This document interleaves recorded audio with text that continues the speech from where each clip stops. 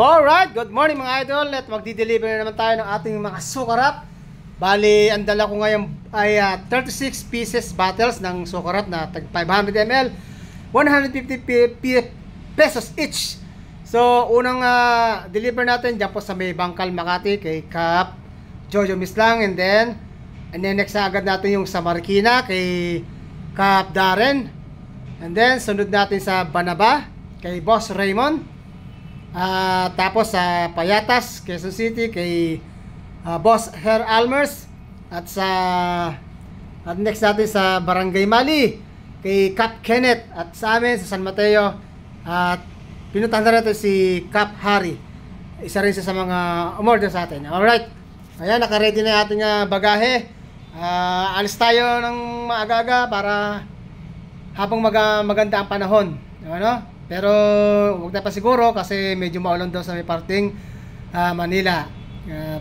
Kaya kailangan magda tayo ng kapote. Alright, let's go! So, bali ito, alis tayo ng 6:39 AM. 00 natin, titignan natin kung ilang kilometers ang maabuti natin mula Binyan hanggang Bangkal, Makati sa shop ni Kap Jojo Mislang. Okay, let's go! Alright, habang tayo bumabiyahe sa kaligitnaan, inabot tayo ng ulan dito sa may Bikutan. Kaya medyo nabasa tayo pati yung ating parcel. Naghanap muna tayo ng masisilungan. Medyo napatagal din yung paghanap ko, mga 300 meters bago tayo nakahanap masisilungan, kaya nabasa tayo. So ayan, time check natin 7:24 ang oras natin. Matraffic kasi, medyo nalate tayo tapos maulan pa.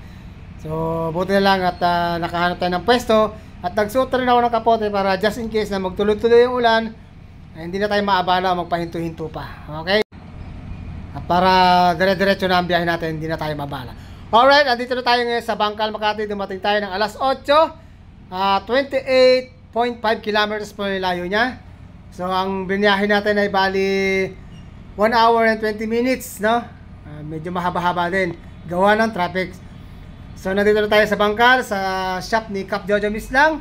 Ayun, si Kap Jojo Mislang. Kung nakikita nyo, nakatayo doon sa kanyang shop. Ayun, nasa likuran natin. Inikot lang natin yung camera para makita nyo yung kanilang place. Ayan. Ito si solid natin Kap Jojo Mislang. Alright mga idol, pasok tayo sa loob. Tignan natin yung kanyang shop. Ayan, pagpasok mo, maluag yung loob niya, maliwalas. At higit sa lahat mga idol, mabango yung shop niya. Mabango yung shop niya, ibang klase yung amoy. Ginagamit silang pabango siguro dito.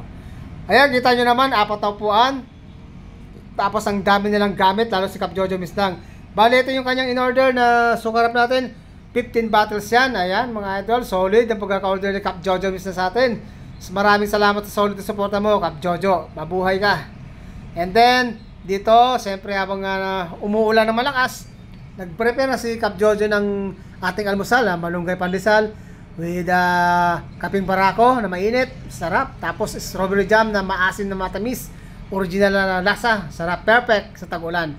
Kita nyo mga gamit niya, napakarami. Para na silang tindahan ng mga clippers dito. Alright. Ayan, at nabigyan pa nga tayo ni Kap Jojo ng malupit na gunting. Ayan, ganda mga idol. Size 6 yan, yung gunting na nabigay sa atin.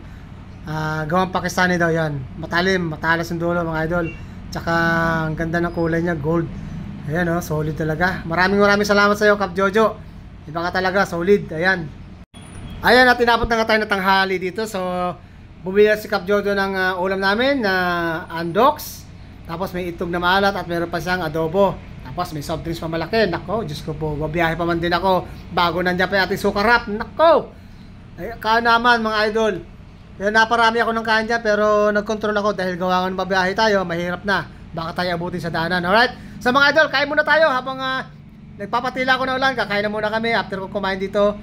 Lalarga na po tayo mga idol. Alright. So, ayun na nga. Pagkatapos natin magtanghalian, alas 11 na. Inabot tayo na alas 11. Kakapatila ng ulan. So, lalarga na tayo ulit.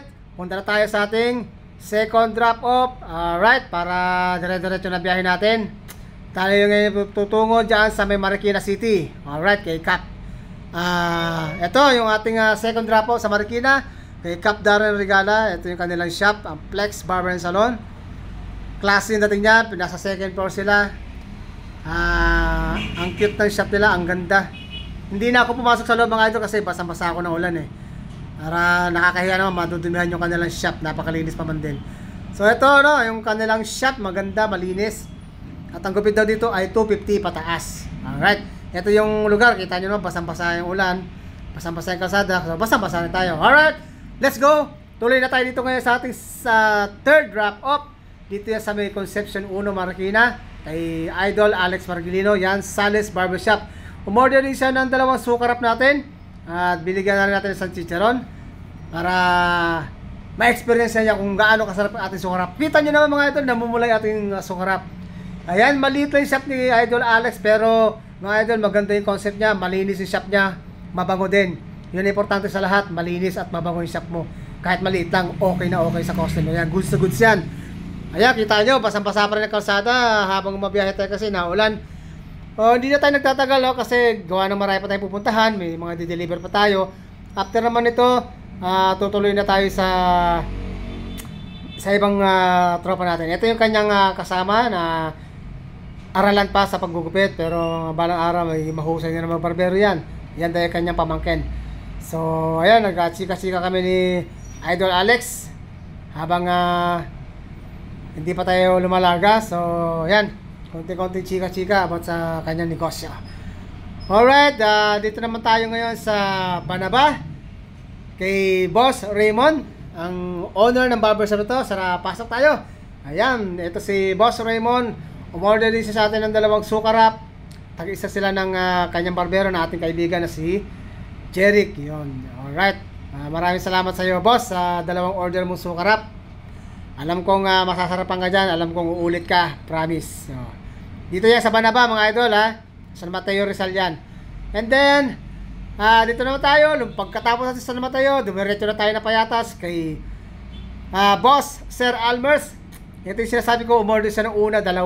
Sabi ko, bitin yan, hindi siya naniwala. So ngayon, pagbalik natin, wala sa kamay naman, nasa likuran na ako. Sabi ko, pagupit, nagulat siya. Umorder siya ngayon sa atin ng 5 bote. Ayan, nakikita nyo. Saglit lang daw nila naubos yung 2 bote na nakaraan na in-order nila sa atin. Maraming salamat sa iyo, Boss Almer. Solid, ang dahil mo in-order. Maraming salamat sa iyo. Shoutout sa iyo. And then, diretso na tayo sa Barangay Mali kay Cap Kenneth. Ayan, barbershop and salon. Pinsan ni Cap Richard to. Umorder din siya ng 2 sukarap natin. At sinamahan na natin ng isang chicharon para ma-experience niya ang lasa ng sukarap with chicharon binyan special. Yan, dito yan sa Barangay Mali, no? Alright, papasok tayo para malaman natin kung ano meron sa loob, kung marami pa tao. Dala na natin yung kanyang sukarap at kanyang chicharon. Let's go, pasok tayo mga idol. Ayan. So ayan, pagbukas natin ng pintuan, punong-puno yung kanyang shop, grabe. 3 silang barbero, puno yung upuan.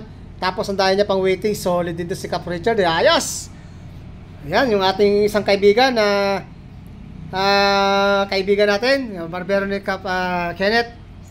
Ayan, chill lang siya habang ginugutan niya yung bata. Alright, so dito naman, after naman niya, diretso na tayo sa San Mateo, sa shop ni Harry Os. Kaya lang wala siya rito, kaya pumunta tayo sa kabilang shop niya. Alright, ito yung isang shop ni Harry. Ito yung kanyang main branch. Dito rin niya sa gitnang bayan, sa Mateo Rizal. So pasok tayo. Alright, ayun, meron siyang ginugupitan. Solo lang siya rito. Andun, silipin natin yung kanyang ginagawa doon. Alright. So, ayan si Boss Harry, yung ating idol dyan. Dito yan, sa gitnang bayan, sa Mateo Rizal. Ayan, nagchika-chika kami dyan. Medyo napatambay ako ng konti dyan, nagchika-chika kami. Alright, tapos, hapon na, alas 5 na, kaya kailangan natin umuwi. Start tayo, tignan natin kung anong kahabang biyahe natin. Start tayo ng 00, 5 p.m. So, nakarating tayo ng bahay, 8 p.m. na dahil sobrang traffic at maulan. Maraming salamat mga idol! Alright. Maraming salamat at big shoutout sa ating mga kaibigan na umorder ng ating sukarap. Hanggang sa susunod mga idol. Pag kailangan nyo, just PM lang para may deliver natin kayo. Alright, maraming salamat ulit. God bless sa ating lahat.